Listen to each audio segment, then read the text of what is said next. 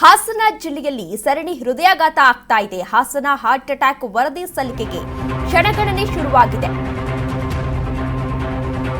ಹಾಸನ ಜಿಲ್ಲೆಯಲ್ಲಿ ಸರಣಿ ಹೃದಯಾಘಾತ ಆಗ್ತಾ ಇದೆ. ಹಾಸನ ಹಾರ್ಟ್ ಅಟ್ಯಾಕ್ ವರದಿ ಸಲ್ಲಿಕೆಗೆ ಕ್ಷಣಗಣನೆ ಶುರುವಾಗಿದೆ. ಸರ್ಕಾರಕ್ಕೆ ಅಂತಿಮ ವರದಿ ಸಲ್ಲಿಸಲಿದೆ ಸಮಿತಿ. ಹಾಸನದಿಂದ ಬೆಂಗಳೂರಿಗೆ ನಾಳೆ ತಂಡ ಕೂಡ ಬರಲಿದೆ.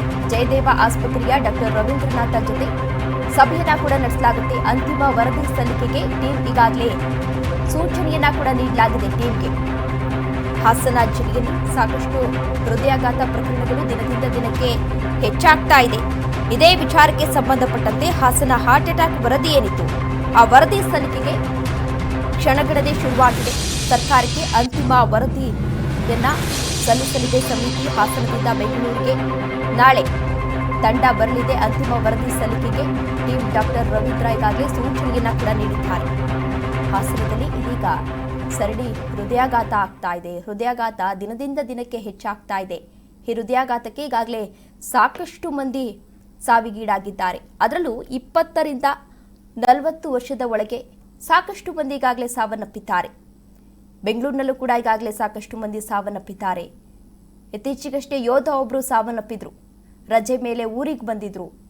ಊರಿಗೆ ಬಂದು ಉಳುವೆ ಮಾಡ್ತಿದ್ದಂತಹ ಸಂದರ್ಭದಲ್ಲಿ ಎದೆ ನೋವು ಕಾಣಿಸ್ಕೊಂಡಿದೆ. ತಕ್ಷಣ ಅವರನ್ನ ಆಸ್ಪತ್ರೆಗೆ ದಾಖಲಿಸಿ ಚಿಕಿತ್ಸೆ ಕೊಡಿಸಿದ್ರು ಕೂಡ ಚಿಕಿತ್ಸೆ ಫಲಕಾರಿಯಾಗದೆ ಸಾವನ್ನಪ್ಪಿದ್ರು.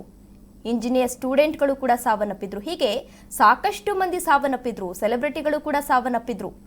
2020 ರಿಂದ 25ರವರೆಗೆ ನೋಡೋದಾದ್ರೆ ಈಗಾಗಲೇ ಸಾಕಷ್ಟು ಸೆಲೆಬ್ರಿಟಿಗಳು ಕೂಡ ಸಾವನ್ನಪ್ಪಿದ್ದಾರೆ.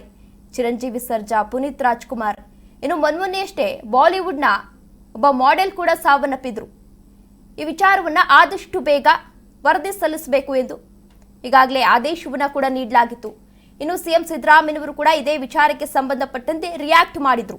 ಇದಕ್ಕೆ ಮುಖ್ಯ ಕಾರಣ ಏನು? ಅದರಲ್ಲೂ ಹಾಸನದಲ್ಲಿ ಸಾಕಷ್ಟು ಜನ ಸಾವನ್ನಪ್ತಾ ಇದ್ದಾರೆ ಹೃದಯಾಘಾತದಿಂದ. ಇದಕ್ಕೆ ಮುಖ್ಯ ಕಾರಣ ಏನು? ಆದಷ್ಟು ಬೇಗ ವರದಿ ಸಲ್ಲಿಸ್ತಾರೆ.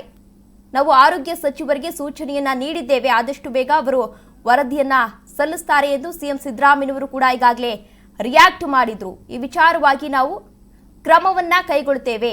ಮುಂದೆ ಈ ರೀತಿ ಆಗಬಾರದು. ಈ ಹೃದಯಾಘಾತಕ್ಕೆ ಕಾರಣ ಏನು ಅನ್ನುವ ಅಂಶಗಳನ್ನ ಆದಷ್ಟು ಬೇಗ ತಿಳಿದುಕೊಳ್ತೇವೆ. ತಿಳಿದುಕೊಂಡ ಆದ್ಮೇಲೆ ಕ್ರಮವನ್ನ ಕೈಗೊಳ್ಳುತ್ತೇವೆ ಎಂದು ಸಿಎಂ ಸಿದ್ದರಾಮಯ್ಯನವರು ಕೂಡ ಹೇಳಿದ್ರು. ಇನ್ನು ಮೊನ್ನೆಯಷ್ಟೇ ದಿನೇಶ್ ಗುಂಡೂರಾವ್ ಕೂಡ ಇದೇ ವಿಚಾರಕ್ಕೆ ಸಂಬಂಧಪಟ್ಟಂತೆ ರಿಯಾಕ್ಟ್ ಮಾಡಿದ್ರು. ಇದಕ್ಕೂ ಕೂಡ ಇದಕ್ಕೆ ಹೃದಯಾಘಾತಕ್ಕೆ ಹಾಗೂ ಕೋವಿಡ್ಗೆ ಯಾವುದೇ ರೀತಿ ಸಂಬಂಧ ಇಲ್ಲ. ಏನು ಲೈಫ್ ಸ್ಟೈಲ್ ಇರಬಹುದು, ಅದರಿಂದ ಈ ರೀತಿ ಹೃದಯಾಘಾತ ಆಗ್ತಾ ಇರಬಹುದು. ಆದಷ್ಟು ಬೇಗ ವರದಿ ಸಲ್ಲಿಸಲು ಸೂಚನೆಯನ್ನ ನೀಡಿದ್ದೇವೆ ಅಂತ ಹೇಳಿದ್ರು. ಇದೀಗ ವರದಿ ಸಲ್ಲಿಕೆಗೆ ಕ್ಷಣಗಣನೆ ಕೂಡ ಶುರುವಾಗಿದೆ.